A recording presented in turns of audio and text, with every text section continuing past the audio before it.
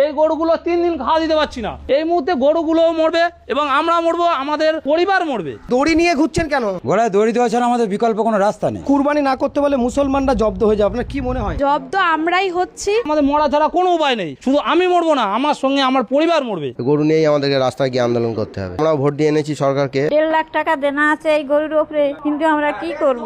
আমরা শিক্ষিত ছেলে, সরকার একটা চাকরি দিতে পারছে না, কিন্তু আমাদের পেটে লাথি মারছে সরকার। সরকার যদি না দেনার দায় নেয় তাহলে আমাদের গলায় দড়ি দিতে হবে, বিষ করতে হবে বা আত্মহত্যা করতে হবে। যেরকম সারদায় হয়েছে, কত লোক মারা গিয়েছে, তাহলে এও তো সেরকম পরিস্থিতি পড়ে গেছে। গরু বিক্রি না হলে আমাদের না খেয়ে মরতে হবে।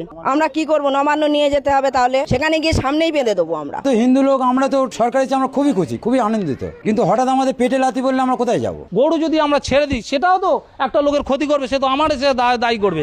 আজ যদি আমি একটা গরু ছেড়ে দিই, আমার টাকা চলে যাবে, আমার জীবন চলে যাবে, কিন্তু ওই যদি গরুটা গিয়ে যদি 10টা লোকের ক্ষতি করে, তার দায় কে নেবে? গরু জয় না করতে দেন, তাহলে গরু, হাঁস, মুরগি, ছাগল সব বন্ধ করুন। সরকার দায়িত্ব নিয়ে বলুক, গরু বাছুরগুলো আমরা নিয়ে নেবো, ন্যায্য মূল্যে নিয়ে নেবো, আমরা মুসলিমদের কাছে বেচবো না। তারা নিয়ে তারা কি করবে তারা বুঝুক। ব্যবসা না করতে দিলে তো আমরা মরে যাবো, তাহলে আমরা কি খাবো সারা বছর? যে যার মরতে হবে, এছাড়াও পথ নেই। আমাদের নিজেদের খাওয়া হবে না, গরুগুলোর প্রত্যেকে বসিয়ে খাওয়া দেবো, গরুটা কি করে রাখবো? তা আমরা তো মারা পড়ে যাবো। আপনারা গোশালা করে রেখেছেন, গোশালায় কটা গরু এরম চেয়ার আছে দেখান দিন। আমি যে জায়গাটা দাঁড়িয়ে আছি ঘোষপাড়া, তার চিত্রটা দেখছেন। একসময় কিন্তু এই সমস্ত মানুষদের যাদের টালির চাল খড়ের বাড়ি ছিল, কিন্তু এই গরু তারা ব্যবসা করার পরে 24 ঘন্টা পরিশ্রম করে তারা সুন্দরভাবে বাড়ি করেছে, ঘর করেছে, ছেলেদের লেখাপড়া শিখিয়েছে, সুন্দরভাবে জীবনযাপন করছে। আরো একটি খাটালে এসেছি, খাটালে গরুর চিত্র দেখাবো আর এবং একটি দাদার সঙ্গে কথা বলবো। দাদা, এই ব্যবসা কতদিন আপনাদের? আমাদের 20-25 বছর এই ব্যবসা। কি নাম আপনার? সুরজিৎ ঘোষ। আচ্ছা, এই যে সরকার যে আইন করেছে, এই আইনের বলবৎ যদি হয় তাহলে কিন্তু একটা গরু বা মোষ বিক্রি হবে না, কি করবেন আপনারা? পুরো একদম মানে রাস্তায় বসে যেতে হবে আমাদের,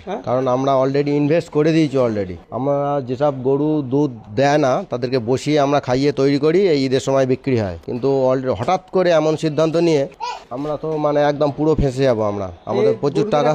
কি অবস্থায় আছে এখন খাওয়া দাওয়া? গরুগুলো খাওয়া দাওয়া ঠিকঠাক দিতে পারছি না, কারণ এমন সময় বেরিয়ে যায় আমাদের অর্ধেক গরু চলে যায়, কিন্তু এবারে গরুগুলো কেউ কিনছে না এবং না, এবং দুটো একটা যা বায়না দিয়েছিল তারা ফেরত চাইছে বায়নার টাকা, এবং ভুসিওয়ালা তো ভুসি দিচ্ছে না, তাদের ঠিকঠাক খাওয়াও দিতে পারছি না।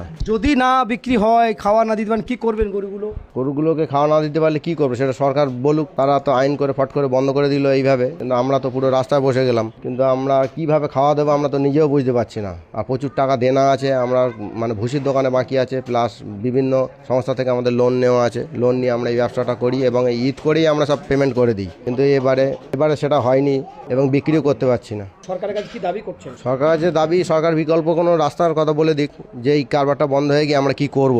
কত টাকা? আর এত টাকা আমাদের দেনা প্রায় 15 থেকে 20 লাখ টাকা মতো দেনা আছে। যদি গরু না বিক্রি হয়?